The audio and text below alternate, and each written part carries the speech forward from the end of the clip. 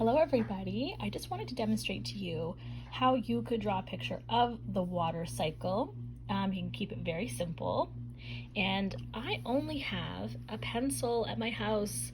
I keep forgetting to go get some colors. So like I mentioned on Edsby, you could go online and use a whiteboard program to draw. That way you can include color. But I find it a bit hard to draw on those programs. So I'm going to label the top of my picture with the words, the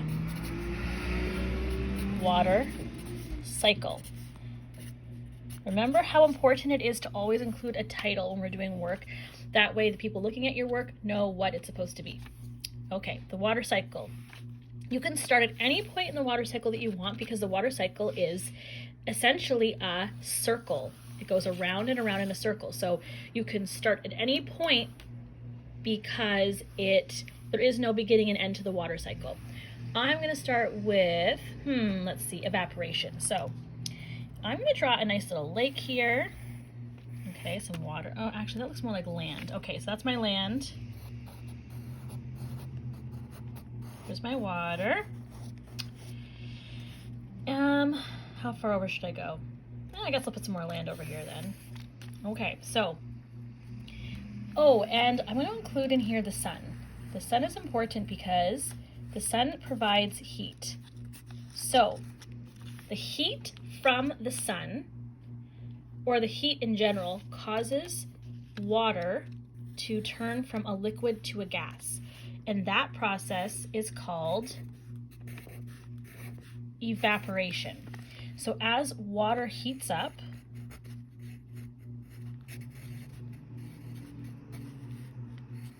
it changes from a liquid to a gas. And when it does that, that's called evaporation. The water evaporates. And those gases travel into the sky. As the gases travel into the sky, they start to cool because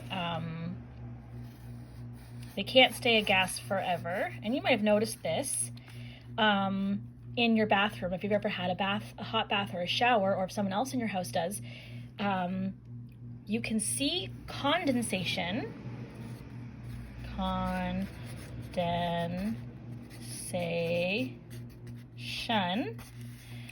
the mirrors because the hot water releases gas, and when that gas hits the cold mirror in your bathroom, it condenses into a solid again.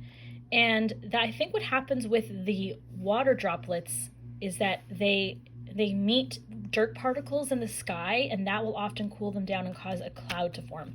So the water evaporates. Okay, so we're going to have an arrow because it's a cycle, and often when we draw a cycle, we use arrows. So we've got the water evaporates because of the heat. It cools into a cloud, and then what ends up happening is the water falls back down to the earth eventually because that cloud gets heavier and it can no longer stay in the air. And so that water that has evaporated and condensed is now going to fall back to the earth in the form of precipitation. And that precipitation can be snow or rain, depending on the time of year or the temperature. So this is the one word that sometimes I have trouble spelling. I'm gonna do, is it precipitation or precipitation? No, it is precipitation.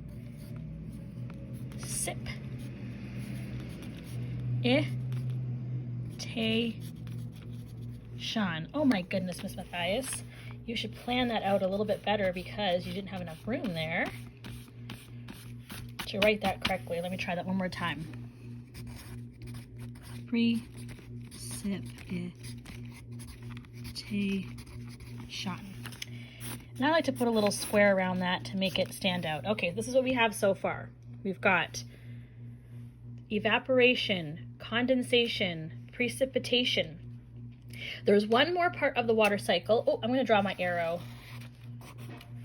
And then of course, as the precipitation falls, that water sinks into the earth, or it flows back into lakes, rivers, streams, and the ocean. One other form of, or one other part of the water cycle that we didn't talk about, or I haven't mentioned yet, I don't think, would be something called transpiration.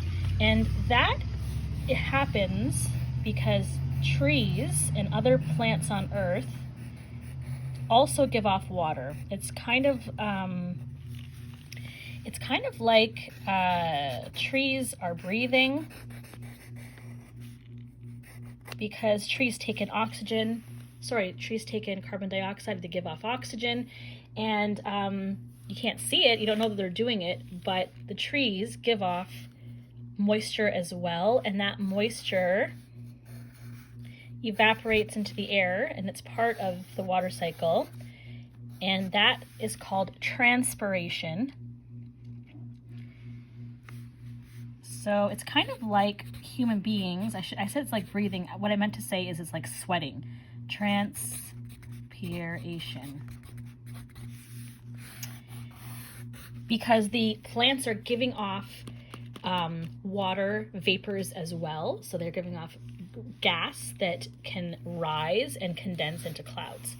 So mine looks pretty messy, partially because I'm looking through my phone instead of looking at the paper, and I only have one hand available, and I'm a bit rusty with my drawing and my printing, so I'm going to challenge you maybe to make yours look a little bit more neat than this. Plus, I'm trying to keep this video short. Take your time with it. If you want to add color, you can make the water blue, the land green, the trees green, the sun yellow, and don't forget to include all of the labels of the water cycle. Okay, can't wait to see what they look like.